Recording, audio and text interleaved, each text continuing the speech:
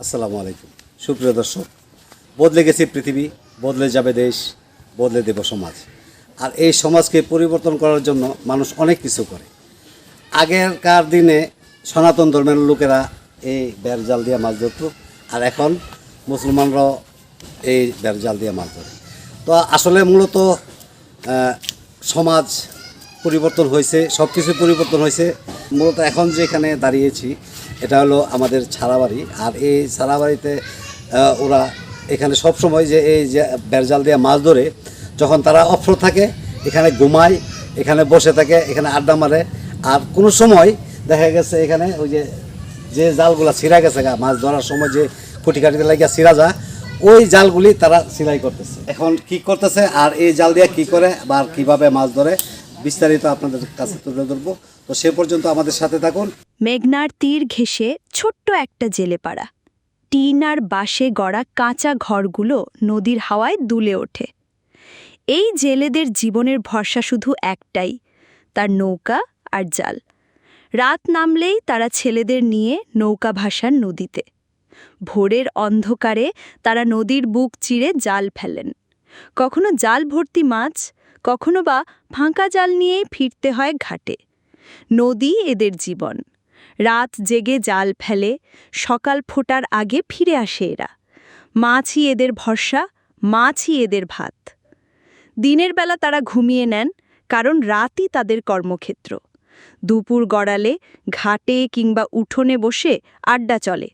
কে কত মাছ ধরল, কোথায় মাছ বেশি উঠছে, বাজারে দামের ওঠানামা কেমন, বাজারে মাছ বিক্রি করা।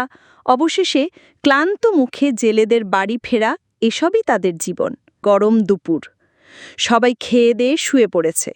ছাড়া বাড়ির মাটির মেঝেতে বাঁশের খাটে পাশে কেউ বসে আছে, আবার কেউ মোবাইল টিপছে। পক্ষীর ডাক, হাওয়ার শব্দ, দূরে বাজারের আওয়াজ মৃদু ভেসে আসছে। সন্ধ্যার আগে সবাই মিলে ছাড়া বাড়িতে বসে জাল ঠিক করছে। শিশুরা পাশে খেলছে। সূর্যের সোনালি আলো চোখে মুখে পড়ছে। একজন জেলে মনোযোগ দিয়ে ছেঁড়া জাল সেলাই করছে। সুই দিয়ে পাশের ছোট ছোট ছেলেরাও আনন্দে কাজ করছে। এই জালই তো আমাদের ভাতের থালা, ছিঁড়ে গেলে ভাতও ছিঁড়ে যায়। এভাবেই দিন যায়, রাত আসে। নদী আর জাল নিয়েই ওদের স্বপ্ন, দুঃখ আর বেঁচে থাকার লড়াই। এভাবেই জেলেদের জীবন, কখনো নদীর দান, কখনো নদীর অভিমান। একদিনে মাছ ধরো, তাহলে কত বিক্রি করতে পারো? 25 থেকে 3000-এর মতো বেচা যায়। আচ্ছা, কয়জন পার্টনার থাকো তোমরা? 3 জন। 3 জন না? এই জালটা কয়জনের মূলত? জাল একজনেরই। তার জাল একজনের, নৌকা একজনেরই। একজনেরই। আচ্ছা, আর তোমরা কয়জন সর্বমোট? 3 জন। তাইলে তোমরা ভাগ হয় কয়টা? 4টা ভাগ হয়। 4টা ভাগে মানে কত করে পাও ডেলি? ডেলি মনে করেন যত 2000 বেচ তাহলে 500 করে, আর 200 বেচুন যা, কমও বেচুন যা। আসসালামু আলাইকুম, কেমন আছেন? আচ্ছা, কি করতেছেন এখন বর্তমানে? জাল সিলাইতেছি। আচ্ছা, জালটা মূলত সিলাইতেছেন কেন? না, মূলত জাল তো ভালোই দেখা যাইতেছে। আচ্ছা, সিরে কি কারণে? খোড়াঘাড়িত লাগে। আচ্ছা, মাছ ধরার সময় খোঁড়াখাড়িতে লাগিয়া এটা সিরা জায়গা নাকি? এখন রিপেয়ার করা হইতেছে নাকি? ও আচ্ছা, যাক। তো রিপেয়ার করার পরে মানে মূলত মাছ ধরবেন না? তা কোন সময় মাছ ধরেন আপনারা? রাত্রে মারে, দিনও মারে। আমরা জাল বর্তমানে 200 থেকে 250 হাত আছে এখন। তার মানে জগৎ বের। মানে এটা কি মানে বের জাল তো না? জি, বের জাল।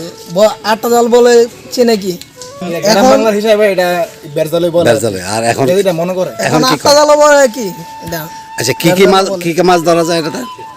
সব মাছই ধরা যায়। গুড়া মাছ, বড় কাতল, লুই, যা মাছ আছে, ফুটকা, কাইকা, বিধি। আমরা মূলত রাত্রে মাছ ধরি। এই মাছ ধরার পরে রাত্রে মানে এনে লাগা জাল ছিঁড়া যায়। এই জন্য আমরা এখন অবসর টাইমে জাল সিলাই করতেছি আবার মাছ ধরার জন্য।